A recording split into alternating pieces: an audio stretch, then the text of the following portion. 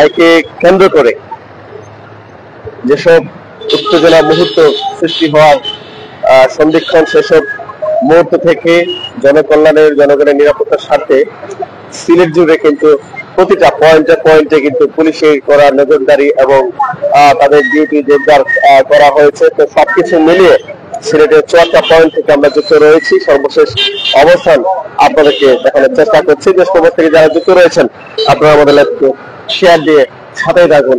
সিলেটের আইন শৃঙ্খলার পরিস্থিতি সর্বশেষ যে আপডেট চিত্র আছে সেটুকু কিন্তু আপনারা আমাদের লাইভের মাধ্যমে দেখতে পারবেন। কে কোথা থেকে যুক্ত আছেন অবশ্যই কমেন্ট করে জানাবেন, পাশাপাশি আমাদের লাইভকে শেয়ার করে অন্যদেরকে দেখার সুযোগ করে দিবেন।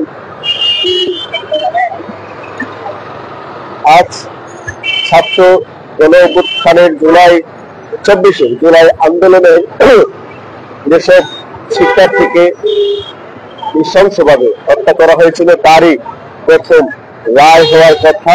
আমরা সেই রায়ের ঘোষণার পূর্বেই কিন্তু সারা বাংলাদেশ জুড়ে কঠোর নিরাপত্তার চাদরে ডেকে ফেলা হয়েছে।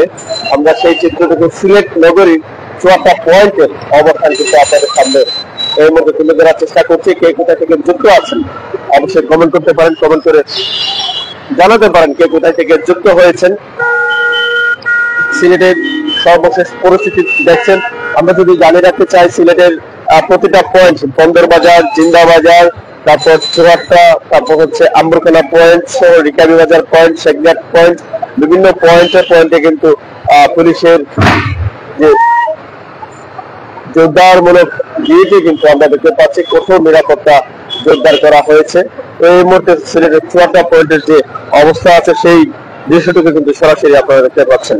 সাথে দেখুন আমাদের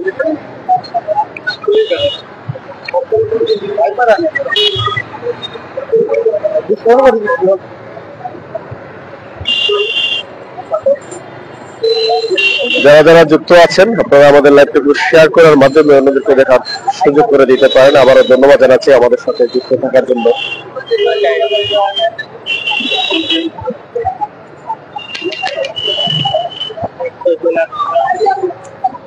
জুলাই গণ অভ্যুত্থানে সংঘটিত মানবতা বিরোধী অপরাধের ঘটনায় ক্ষমতাচ্যুত প্রধানমন্ত্রী শেখ হাসিনা সহ 3 আসামির বিরুদ্ধে করা মামলার রায় ঘোষণা করা হবে আজ 17 নভেম্বর। রায়কে কেন্দ্র করে সিলেটে যাতে কোনো ধরনের অপ্রীতিকর ঘটনা না ঘটে সেজন্য সিলেটে পুলিশের চেকপোস্ট বসানো হয়েছে। একই সাথে সন্দেহভাজন ব্যক্তি সহ যানবাহন তল্লাশি চালিয়ে যাচ্ছে পুলিশ। সোমবার 17 নভেম্বর ভোর থেকে সিলেট নগরীর গুরুত্বপূর্ণ পয়েন্টগুলোতে পুলিশ অবস্থান করতে দেখা যায়। এছাড়া পাড়া মহল্লা সহ গুরুত্বপূর্ণ স্থানে পুলিশের পাশাপাশি কাজ করে যাচ্ছে গোয়েন্দা পুলিশের একাধিক। এদিকে সিলেটে শামসুদ্দিন হাসপাতালের পার্কিং এ রাখা সরকারি অ্যাম্বুলেন্স ও কুমারগাঁও বাস স্ট্যান্ড এলাকায় একটি আগুন দিয়েছে দুর্বৃত্তরা। শনিবার 15 নভেম্বর দিবাগত গভীর রাতে শহীদ শামসুদ্দিন আহমদ হাসপাতালে এই ঘটনা ঘটেছে। এই ঘটনায় অ্যাম্বুলেন্স চালক আব্দুল কাদের লিটন বিস্ফোরক আইনে কোতোয়ালি থানায় অজ্ঞাতনামা 5 জনকে আসামি করে মামলা দায়ের করেন। এছাড়া আখালিয়া নবাবী জামে মসজিদ সংলগ্ন এলাকার একটি গাড়ির গ্যারেজে রহস্যজনক ভয়াবহ অগ্নিকাণ্ডের ঘটনা ঘটেছে। রবিবার 16 নভেম্বর দিবাগত রাত 1টার দিকে এই আগুনের সূত্রপাত হয়।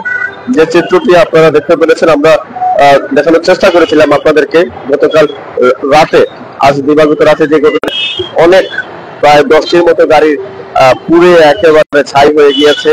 তবে সিলেটের অফিসগামী ও সাধারণ মানুষের স্বাভাবিক চলাচল দেখা গেছে। সড়কে রয়েছে যানবাহনের ভিড়, চলছে গণপরিবহন ও ট্রেন।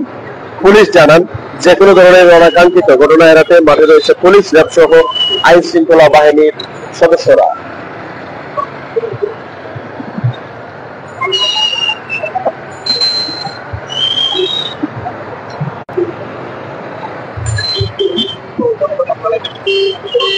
দর্শক কে কোথা থেকে দেখছেন, আমাদের সাউন্ডটুকু ক্লিয়ারলি শোনা যাচ্ছে কিনা অবশ্যই একটু কমেন্ট করে জানাতে পারেন। অবশ্যই আপনারা আমাদের লাইভটাকে শেয়ার করে দিবেন। সিলেটের সর্বশেষ যে পরিস্থিতি আছে সেটাই আমরা আপনাদেরকে দেখানোর চেষ্টা করছি এবং সিলেটের বিভিন্ন আপডেট গুলো আপনাদেরকে জানিয়ে দেওয়ার চেষ্টা করছি। এই মুহূর্তে মুহূর্তে সিলেটের চুয়াট্টা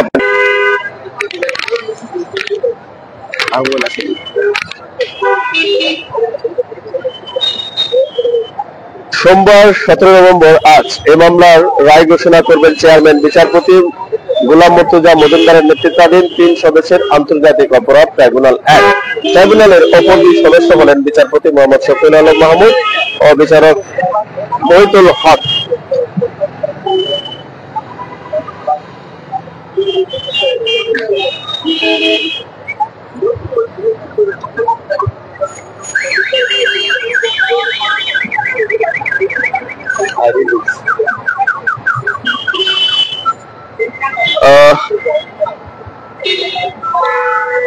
ট্রাইব্যুনালের অপর 2 সদস্য হলেন বিচারপতি শফিউল আলম মাহমুদ ও বিচারক মোহাম্মদ মহিতুল হক এনাম চৌধুরী। দিনটি ঘিরে